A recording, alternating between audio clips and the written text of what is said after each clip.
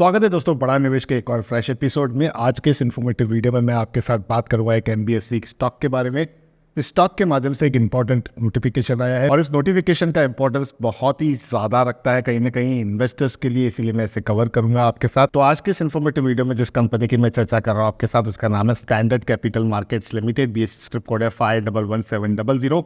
जिस समय मैं इस वीडियो को रिकॉर्ड कर रहा हूँ मार्केट कैप है 478 करोड़ का, 3 रुपये 25 पैसे का प्राइस है, यानी कि 4 रुपए से भी कम का प्राइस आपको देखने के लिए मिलेगा। 52 वीक हाई 3 रुपये 36 पैसे का रहा है। रिसेंटली कंपनी के स्टॉक ने इस हाई को अचीव किया था। 52 वीक लो 1 रुपये 16 पैसे का रहा है।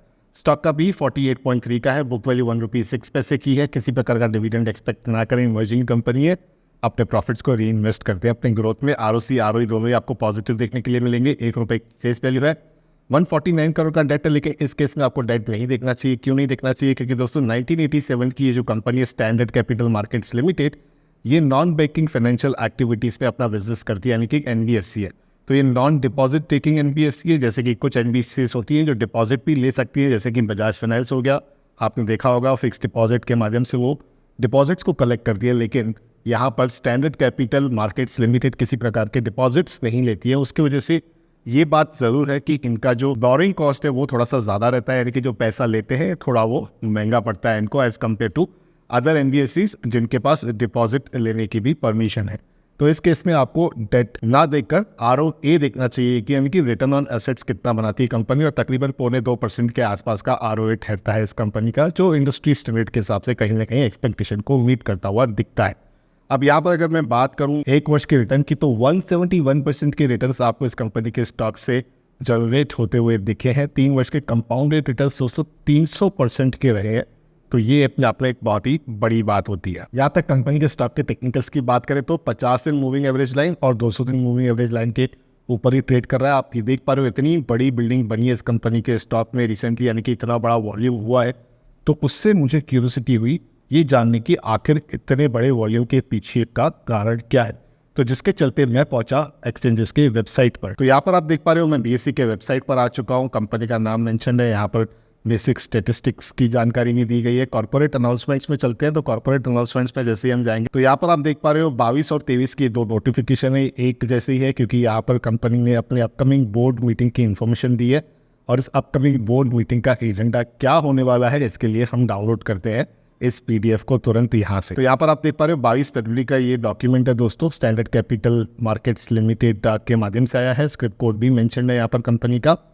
इस डॉक्यूमेंट के अनुसार कंपनी ने बताया है कि ये जो अपकमिंग मीटिंग होने वाली है बोर्ड ऑफ डायरेक्टर्स की, वो 27 फरवरी 2024 को शेड्यूल्ड है। आप उससे काफी पहले इस वीडियो को देख रहे हैं और इस यूट्यूब चैनल पर पीरियडिकली आपको इसी तरीके के अपडेट्स प्राप्त होते रहते हैं, तो आप जरूर से सब्सक्राइब कर लीजिएगा। 27 फरवरी को ये मीटिंग होने वाली है, जहाँ पर कंपनी जो है वो बेसिकली फंड रेज कर सकती है, और इस फंड रेज वाली प्रक्रिया के लिए कंपनी इक्विटी शेयर्स को इशू कर सकती है, या कन्वर्टेबल सिक्योरिटीज को इशू कर सकती है, या तो राइट इशू ला सकती है। कोई भी एक ऐसा मोड होगा जिसे ये कंसीडर करके कहीं ना कहीं डिसाइड करेंगे, और उससे कहीं ना कहीं मुझे लगता है ये पॉजिटिव सेंटीमेंट्स बनते हुए दिख रहे हैं। कंपनी के पास एक्स्ट्रा कैपिटल आ जाएगी। यहाँ पर ये जो कैपिटल आएगा दोस्तों, अगर राइट इशू के माध्यम से आता है या तो शेयर्स इशू करके आता है, तो ये काफ़ी सस्ता कैपिटल होगा कंपनी के लिए। और जब भी सस्ता कैपिटल आता है कंपनी के पास, तो वो कहीं ना कहीं अपनी जो लैंडिंग एक्टिविटीज़ है उसे और ज़्यादा तेज कर सकती है, जिसका मतलब होता है एडिशनल रेवेन्यू, जिसका सीधा प्रभाव कंपनी के रेवेन्यू से होगा। और कंपनी रेवेन्यू करेगी तभी कहीं ना कहीं प्रॉफिट बनाएगी। कंपनी प्रॉफिट बनाएगी तभी कहीं ना कहीं उसकी जो अर्निंग्स है स्टॉक मार्केट में सूनर और लेटर आपको रिफ्लेक्ट होते हुए भी दिख सकती है।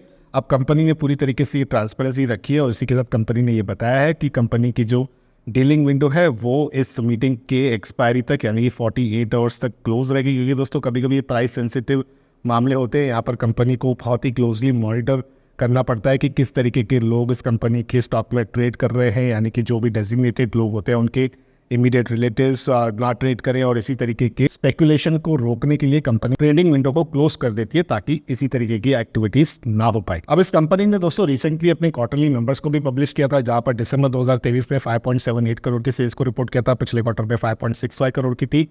दिसंबर 2022 में तो ये 3 करोड़ से भी कम की थी, तो यहाँ पर एक बहुत बड़ा जंप आया हुआ था। नेट प्रॉफिट की बात करें तो कंपनी ने 3.32 करोड़ के नेट प्रॉफिट को रिपोर्ट किया था दिसंबर 2023 वाले क्वार्टर में।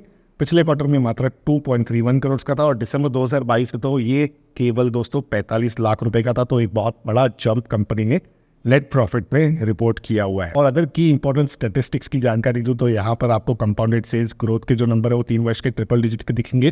प्रॉफिट ग्रोथ के जो नंबर है 381% के, तो ये भी अगेन ट्रिपल डिजिट में है। तो ये बहुत ही दोस्तों अच्छे नंबर्स होते हैं। अगर मैं इस बिजनेस को इस हिसाब से कंसीडर करूँ तो, एक NBFC के हिसाब से कंसीडर करूँ तो, उसी के साथ कंपनी नया पैसा उठाएगी। अब नया पैसा उठाएगी तो डेफिनेटली जैसे मैंने कहा कि लैंडिंग कैपेबिलिटीज़ कंपनी की बढ़ जाएगी, जिसके चलते डायरेक्ट इम्पैक्ट इनके रेवेन्यू और प्रॉफिट में आते हुए दिख सकता है। लेकिन हम क्लोजली मॉनिटर करेंगे कि कंपनी आखिर किस तरीके के डिसीजन को यहाँ पर लेती है, जिसकी चर्चा हम जरूर आने वाले समय में करेंगे। जैसे ही कंपनी के माध्यम से ऑफिशियल नोटिफिकेशन आ जाता है, उसकी जानकारी आपको इस यूट्यूब चैनल के माध्यम से जरूर प्राप्त भी हो जाएगी, जिसके लिए आप इस चैनल को सब्सक्राइब कर दीजिएगा। जो भी इन्फॉर्मेशन मैंने आपके साथ एक्सचेंज करी है दोस्तों, लेजिटिमेट सोर्स से करी हुई है, एक्सचेंजेस के वेबसाइट को रेफर किया हुआ है, तो डेफिनेटली आप इसे किसी प्रकार की बाय सेल की रिकमेंडेशन ना समझिएगा। मुझे आपका रिस्क प्रोफाइल नहीं पता है। Small cap micro cap company से बहुत ज़्यादा रिस्क होती है, इसीलिए किसी भी जो निवेश का फैसला है वो आपको अपने रजिस्टर्ड इन्वेस्टमेंट एडवाइजर के सलाह से ही लेना है। इस वीडियो को केवल आप इन्फॉर्मेशन और एजुकेशनल पर्पस के लिए ही कंसीडर कीजिएगा, इनपुट लीजिएगा, उसके बाद अपने रजिस्टर्ड इन्वेस्टमेंट एडवाइजर के साथ डिस्कस करने के बाद ही किसी भी निवेश का फैसला कीजिएगा। लेकिन वीडियो पसंद आया है, इन्फॉर्मेशन अच्छी लगी है, ये इनिशिएटिव आपको मेरा पसंद आता है, तो ज़रूर से लाइक करके मुझे सिग्नल दीजिएगा। और इसी तरीके के अपडेट्स पाना अगर आपको पसंद है तो बड़ा निवेश यूट्यूब चैनल को तुरंत से सब्सक्राइब कर दीजिएगा।